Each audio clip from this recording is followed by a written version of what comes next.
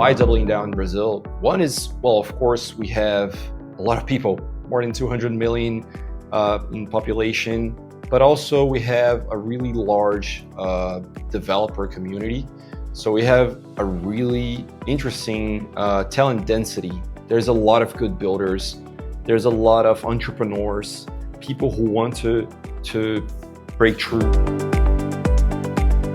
Hey everyone, welcome back to Brazil Crypto Report, a podcast produced by Activo Media and Advisory. I'm your host, Aaron Stanley, and today I'm joined by Guilherme Bettanin, who's the Brazil country manager for Base, the Ethereum Layer 2 network developed by Coinbase. We're going to be talking about what differentiates Base from other networks and Guilherme's plans for expanding its presence in Brazil. First, I want to give a quick shout out to our show sponsors. We have Avenia, which is building seamless infrastructure for cross-border payments in the Americas, and P2P.me, which offers decentralized fiat on-ramping to USDC. We'll be hearing more about them later in the show. I also want to flag that Brazil Crypto Report is a partner of the Stablecoin Conference 2025, which is being hosted by Bitso in Mexico City on August 27 and 28th. Check out the link in the show notes for more information on that. With that, I'd like to welcome Guilherme to the show. Yeah, thanks for having me. It's super cool to listen to those two sponsors. I like both of those projects. Also, P2P.me was invested by Coinbase Ventures. So super cool to see them here. And thanks for having me. Amazing. Yeah, thanks for being here. And so to get started, why don't you give us like a quick elevator pitch about Base? Yes, so Base is the largest layer 2 available on top of Ethereum. We are built on top of Optimism superchain, and it's a layer 2 incubated by Coinbase. So yeah, this is the elevator pitch. Our main categories are focused on DeFi, AI, and creator economy, and that's Base. And so you joined the Base team, I know, a couple months ago to lead the Brazil expansion efforts. Maybe tell us a bit about kind of how that came about, what excited you about the position, et cetera. And then maybe tell us a bit more about your personal background and kind of how did you get to this point in your career? So I've been in crypto since 2017. I started actually mostly through gaming, selling items on chain for Bitcoin and things like that. Secondary market, there was no solution back then. That's how I got into crypto, and also because of friends introducing me to Bitcoin, Ethereum trading. Unfortunately, I didn't hold Ethereum or Bitcoin instead of that. I just started trading a lot of things and lost money. If I just held Bitcoin and Ethereum, that would be much better. But I think most people did that, unfortunately. And yeah, that's how I got into crypto. But I started working full time in crypto around 2021. My background before crypto is e-commerce and growth. And then I got into crypto. I co-founded Alma DAO, which was one of the first DAOs from Brazil. Maybe you're aware of it. It was an investment DAO focused on accelerating crypto startups and investing in crypto projects in Brazil. And after that, I founded my own project, which was a DeFi protocol, derivatives liquidity layer for other perps dexes, option dexes, and things like that. And recently, around beginning of 2025, we closed that project. We wound it down. And a month later, Coinbase got in touch with me and told me about the position. And honestly, it made complete sense. It's exactly what I like to do on the chain that I use the most. And I'm super excited with the opportunity, and it's been great. Yeah, it sounds like you have a pretty unique skill set, just in the sense that you were both a founder, and then you've kind of had some experience scaling digital businesses, and also kind of, you know, in the weeds of crypto, like trading, you know, kind of trading random things and kind of using all these various protocols and these applications and things. So Base is really one of the most interesting plays in the crypto world over the last couple of years, I think. I know when Coinbase launched it a couple of years back, I think it was met with like, you know, perhaps a decent amount of skepticism from the community. We're like, how can a centralized exchange launch its own L2? Like, what's that all about? But it's obviously been quite successful, and it's obviously the largest L2 now. And you're seeing all these other exchanges launching their own L2s as well. So I guess, you know, imitation is the sincerest form of flattery, as they say, right? But maybe give us some color about the state of Base currently, the network, and maybe how it got to this point? The state of Base, currently, we're the largest L2 out there, with more than $20 billion in bridge CVL, more than $4.7 billion DeFi TVL.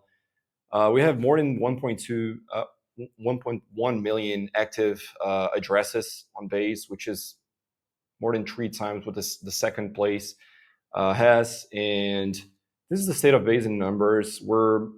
The main categories on Base right now are AI, DeFi, and creator economy. And we have a lot of builders focusing on real world activities. So what there's actually demand for, what people will actually use regarding the chain, regarding being a crypto user or not. So I think this is one of the things we're getting right, and the builders who are truly aligned with Base are getting it right, because one of the main differentials for Base is distribution. Also plugging in with more than 100 million customers on Coinbase. And yeah, although it's important to remind, we're incubated by Coinbase, so it's different teams. It's a different way to build, of course, because we are truly decentralized. You can even check L2 Beat, which I'm not sure if you usually check that website, but it talks about the decentralization of chains.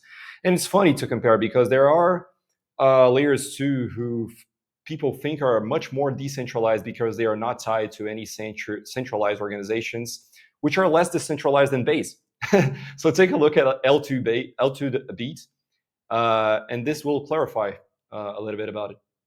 No, that's interesting. So yeah, I think that's one of the main criticism people might, just sort of reflexively have about Coinbase operating its own L2. It's like, oh, it's not decentralized if Coinbase just controls it. But what you're saying is that this is, in practice, like, this is actually a much more decentralized network than most of these other L2s out there, essentially. That might just be, but a few, yeah.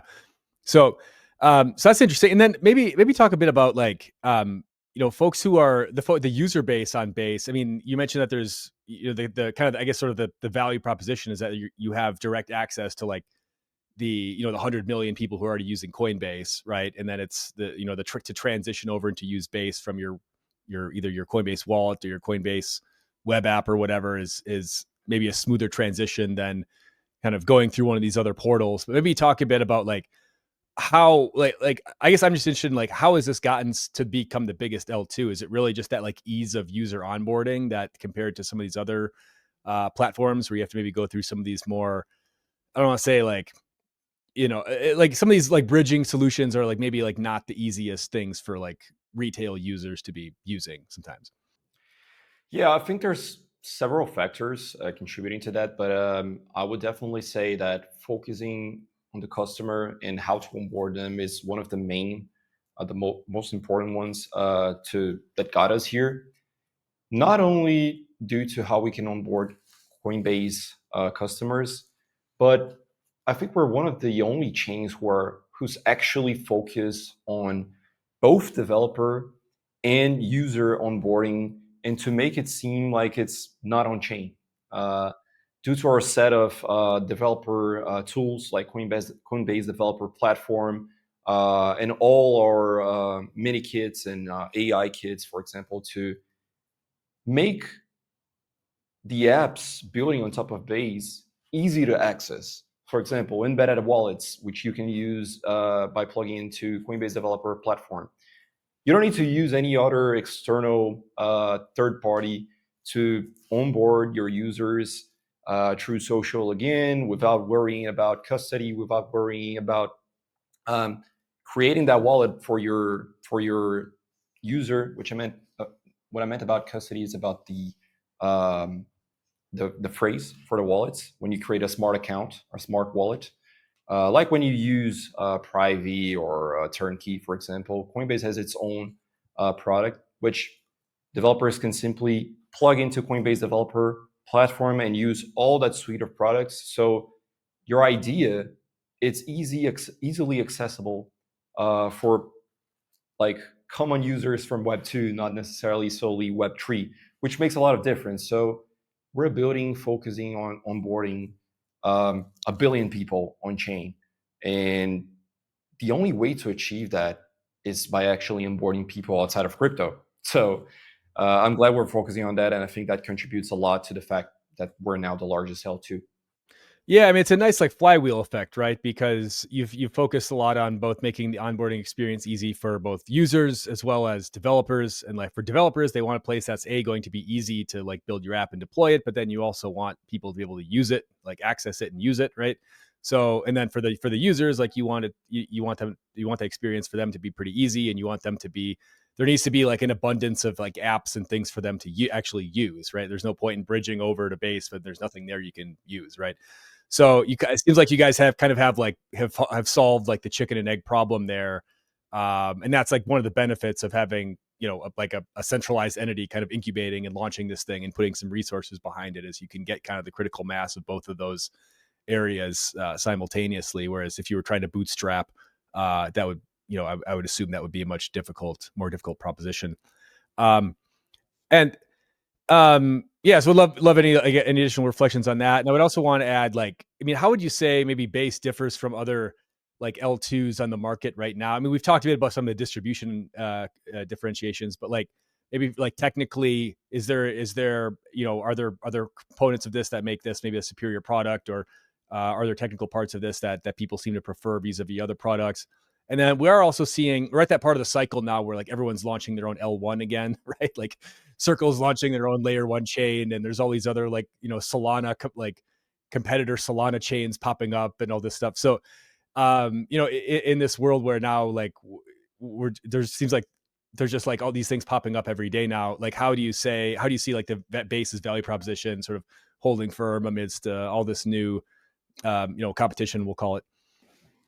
Yeah, so I think the best way to answer that is in terms of technology. We are a key partner of Optimism Collective Superchain, so we believe in that vision. We were one of the first partners to actually contribute to their EIP to transform that, and I think that's aligned with the distribution vision in terms of, for example, you just said there's a lot of new layer ones coming out and new layer two coming out, and I believe that it will get to a point where we will have like focus chains on set of applications, and not necessarily that's the best path. I think we just need to be focused on how can we onboard new users, because in the future people won't even care on what chain they are, like what chain are they using, because it's not supposed to be like, how can I say that, the user shouldn't be selecting which chain he wants to use. He shouldn't even know he's using a chain. That's the point for the future. And in terms of, sorry, go ahead.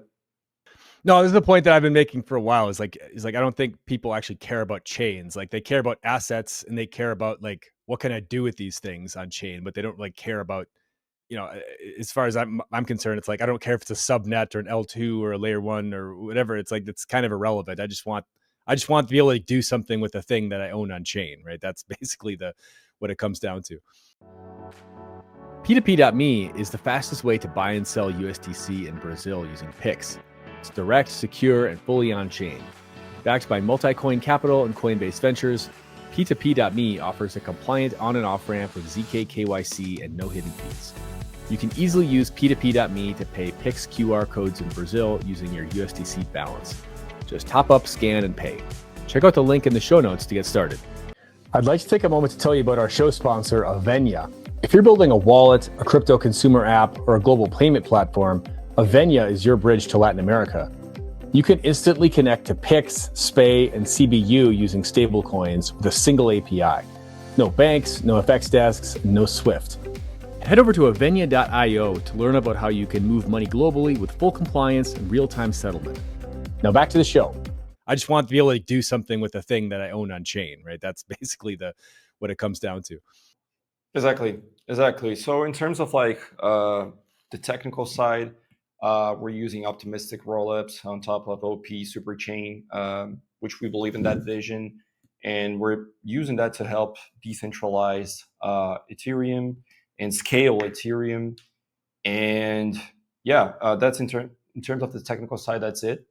And I think for the future, I agree with your vision.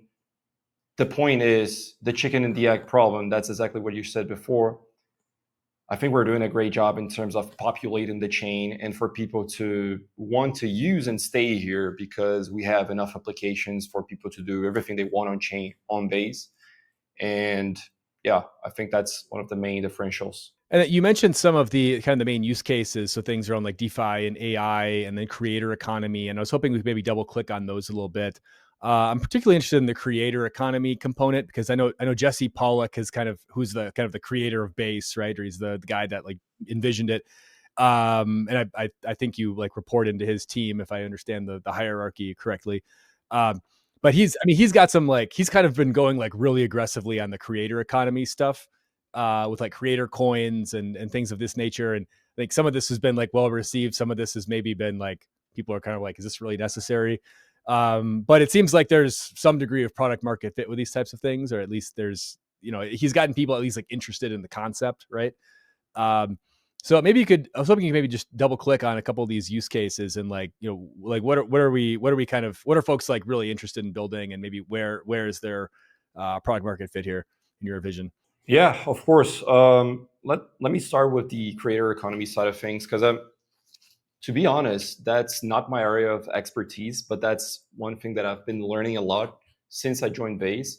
So what I've been mostly using is DeFi protocols, but for the creator economy side of things, it's really interesting to see how things are unraveling with like Farcaster, Zora, and the Base app, because we can truly see creators like creating content on a decentralized social network and actually making money out of it.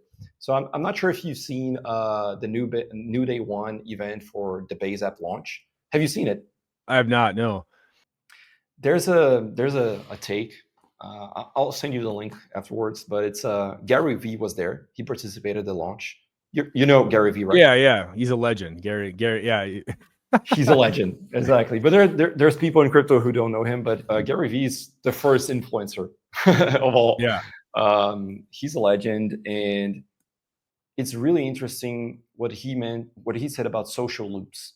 So what I really like about the Base app, our new chain app, is how you can create social loops inside a decentralized social network to redirect users who actually want and need your product inside that network, that the social media.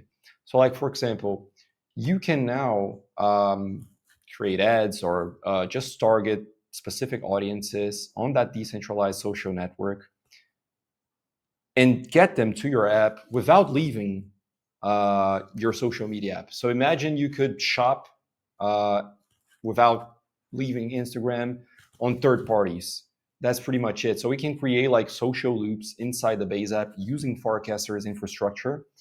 And not only that, what Zora is helping us to achieve is to actually allow creators to make money without losing power over their content inside the Base app. So, for example, Gary V, he posted like a selfie at the stage of the conference for launching New Day One, and the easiest way to explain that, it's like how it works with like subs on Twitch. You can just tip your creator how much you like to help him continue creating content. Of course, he's Gary V. He's an outlier, but like for the first post, I think he made like $30,000. Oh he my gosh. just posted a picture and people sent him like a lot of tips. And what's cool is like we don't take fees on that, so it's a direct connection between the creator and his audience. The creator actually controls his content, and that's amazing. That's something I've been mind blown, to be honest. I'm starting to create more content myself and posting it on the Base app, getting into Farcaster, understanding and using Zora, because I think we're actually creating the ground, the infrastructure, so we can achieve that vision. Because I'm aware that the average Web2 influencer is not there yet. But we'll get to a point where they will, because of the utility and because of the benefits as a creator, and not because it's a Web3 app. And I think that's the main point. That's how we get people to use things. So I'm really excited about that. That's something we're getting a lot of product market fit. I don't know if you want to comment anything about that before I jump into the other verticals. I mean, I guess as a creator myself, I mean, I would say like this is one of the areas that it's kind of been one of these like holy grail type areas, right? Where people have been experimenting with these sorts of things for a while, but there's even dating back to, I don't know if you remember like Steam It, like this damn layer. It was like a Reddit type platform where you could like upvote things and tip people, like, and then it got like taken over by Justin Sun, and it was just like this weird like draw. It didn't end very well, put it that way. But the experiment was interesting though, back in like 2017 or whenever it was. But yeah, this is the creator component is always one of the. I probably need to spin up like a Brazil crypto report page on Farcaster. I've neglected that, but it's an idea I've been kicking around. But you should do it on the Base app. Yeah, on the Base app. Okay, all right, yeah, all right, for sure. We'll do that. We'll spin that up. But yeah, but I think that like if you can like get this right, like getting like kind of the right incentives and the right like the right amount of people, and like it seems to be like the expectation, right? That like, okay, like this is, this is just like how content needs to be created in the future, is by with this sort of like reward mechanism. Like I'm not just doing this for free, so like social media companies can sell ads against it or whatever. Like this is like this is kind of like the dream of Web3. Like you own your own content and you can monetize your own content without sort of the intermediaries, et cetera, et cetera. But yeah, would love to get your thoughts on some of the. I know you're a big DeFi user as well, so I'd love to kind of get some more thoughts on like what in like DeFi and AI area, where are you guys finding some good product market fit right now? Yeah, let me start with AI actually, because I think this is one of the most relevant narratives on top of Base with virtuals and everything that's going on. So I really like where we're going. There's a lot of serious projects coming out of the virtuals ecosystem. A lot of people think it's just speculative, but and to be honest, 6, 8 months ago, 9 months ago, I think I used to think that way. There's a lot of serious projects coming out of there, focusing on like agentic services, mostly focused on marketing and like specialized solutions for other companies, creators, and individuals. So I like where this is going. I think it's really interesting to see the evolution of that ecosystem, virtuals, CreatorBid, and many others. And on the DeFi side, it's really cool to see. I like to see perp stacks evolving and creating new products with like 1000x leverage, or like products that you. Aventis just dropped a new feature.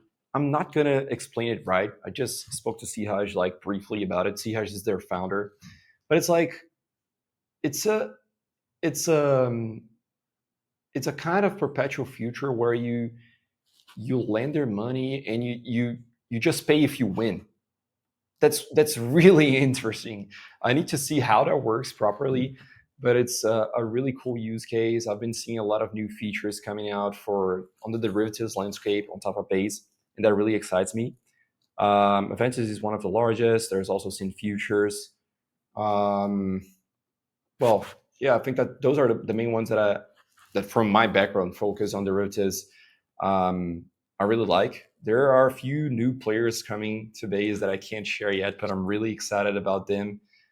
Maybe we can talk about them another time. But yeah, mainly DeFi, AI, and creator economy are the main narratives that achieve PMF on top of Base.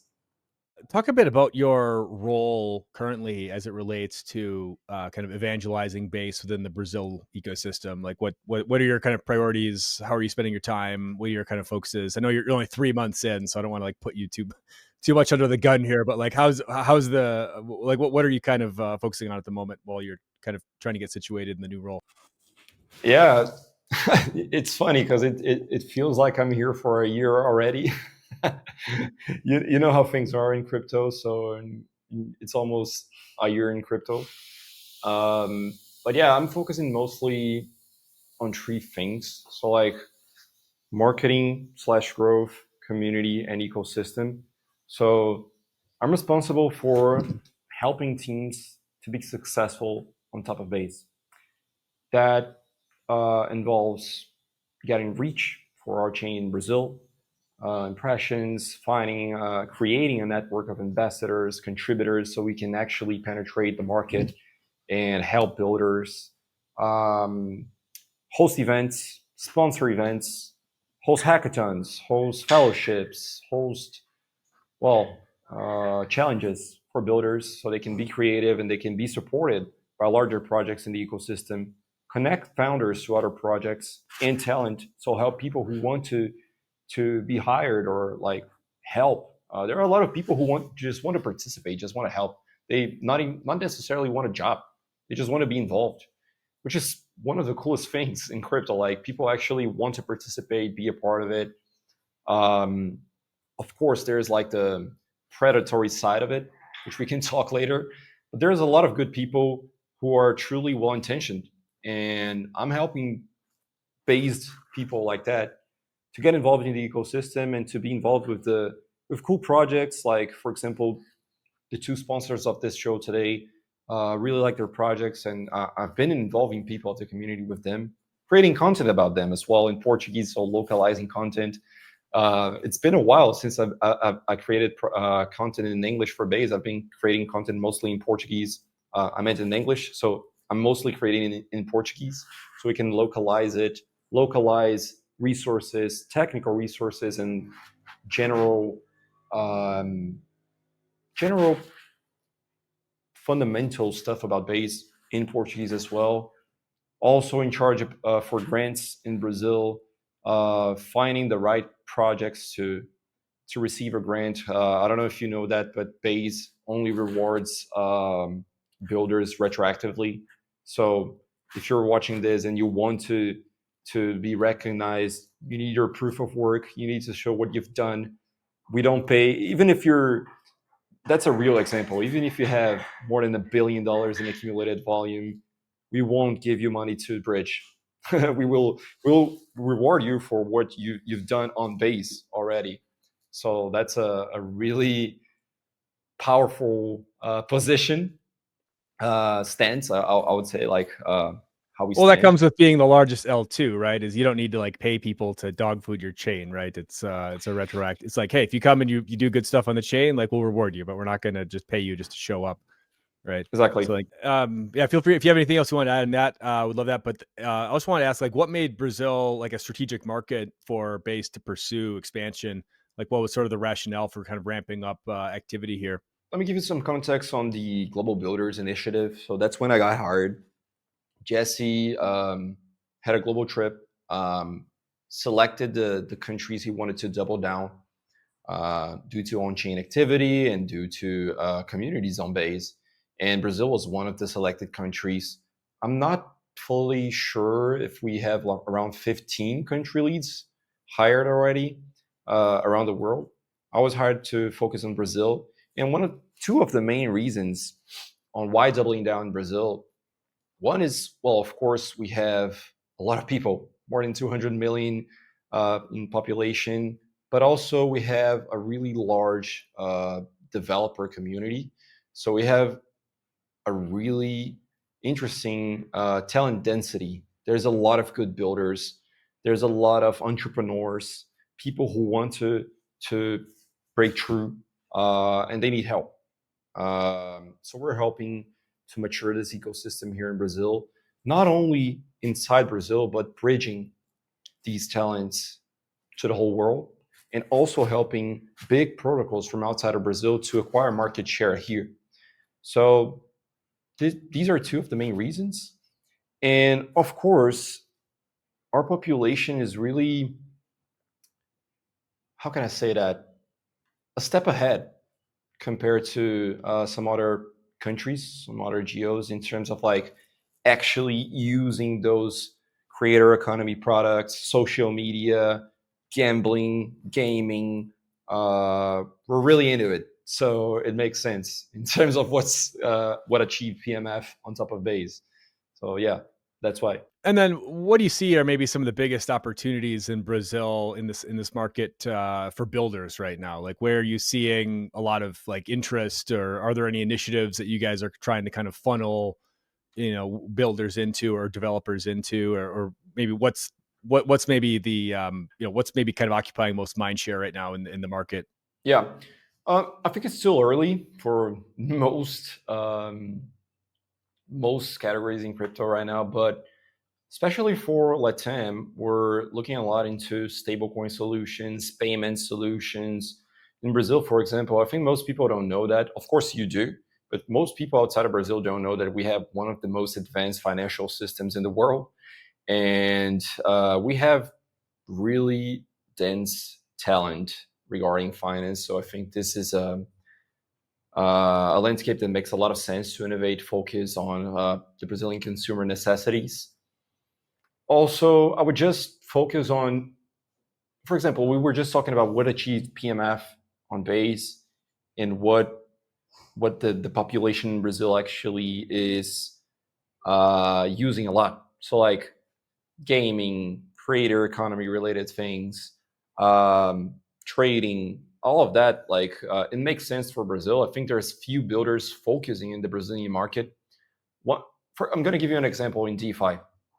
Picnic, they probably have been here already or sponsored the show, have they? I haven't had Joel on. I keep meaning to get Oh, him on. really? I haven't actually had him. Yeah, unfortunately. So You need to. I sat next to him on the plane coming back from Blockchain Rio, and I was like, okay, we got to finally like get you on the show here. But anyway, thank you for the Exactly. reminder. It's a good prop to take him Yeah, again. but I like to use him as an example because I think he's one of the builders doing it best here in Brazil in terms of like onboarding Brazilian users to DeFi. Um, and to be honest, like Base is not even their main chain, so I'm being transparent here.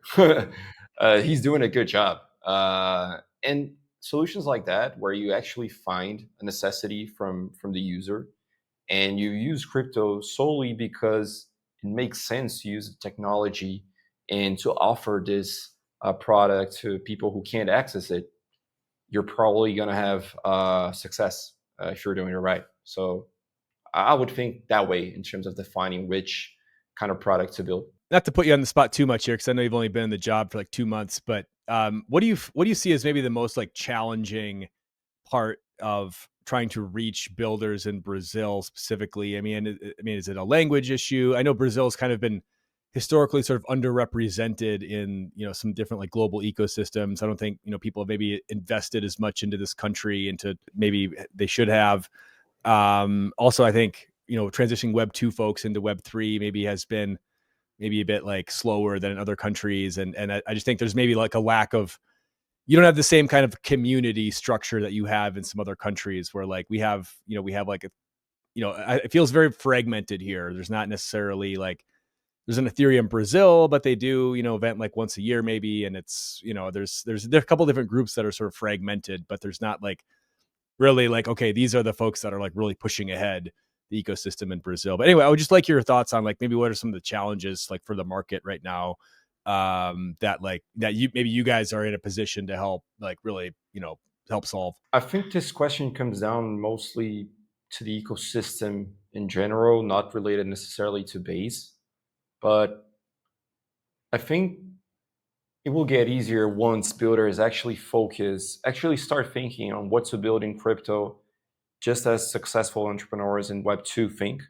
Focus on the demand and the problem instead of focusing on the narrative and what can get you uh, in front fast due to the narrative, which a lot of crypto builders use. I don't agree with that. I think that there's a ton of examples of projects in crypto who just surf narratives and died 6 months later.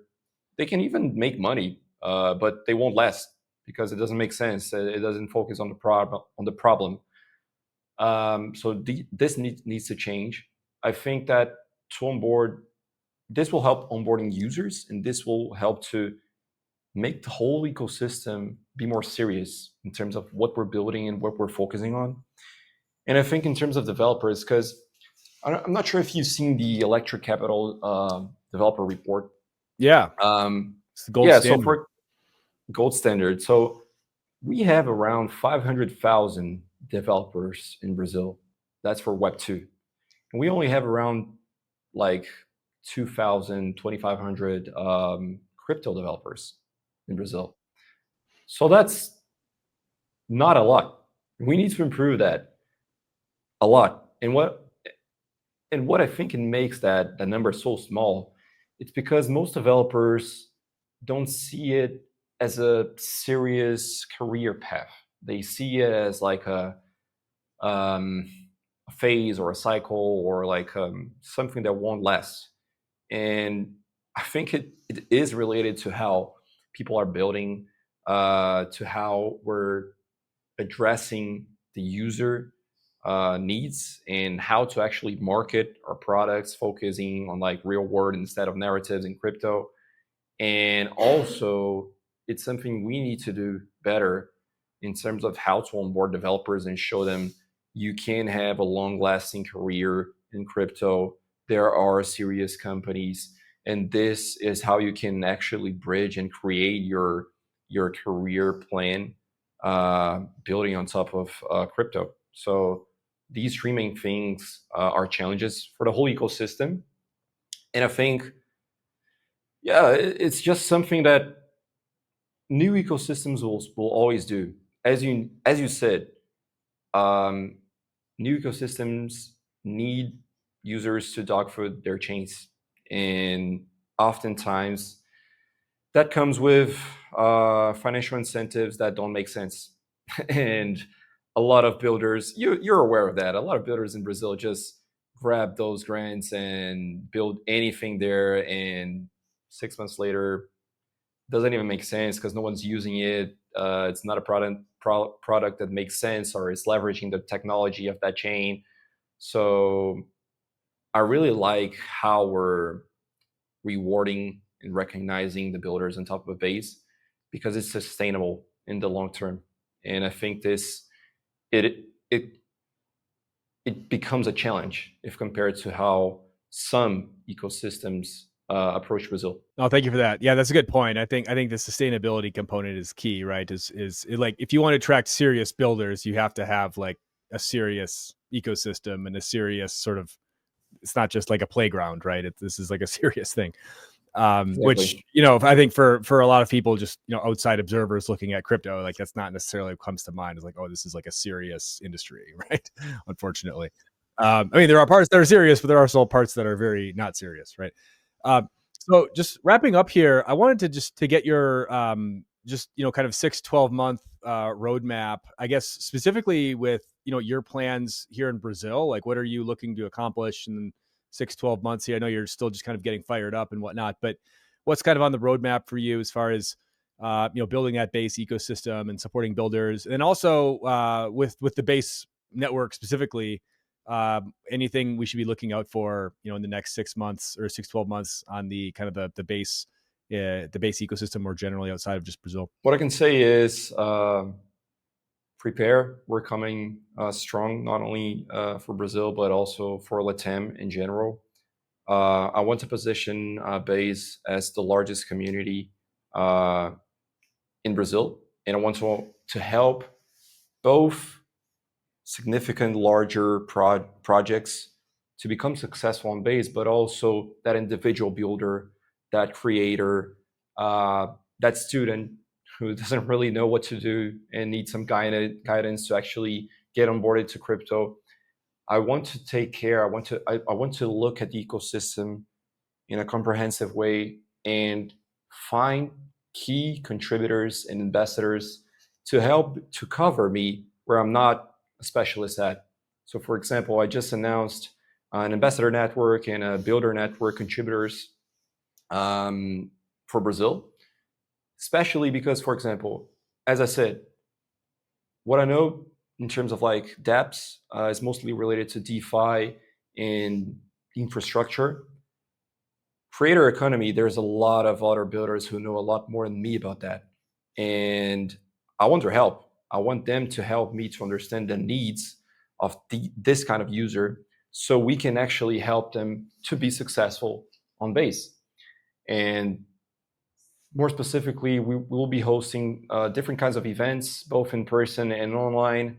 I want to have a really active community focused on actually providing value to the ecosystem. And yeah, I hope we can help more builders to be successful on Base.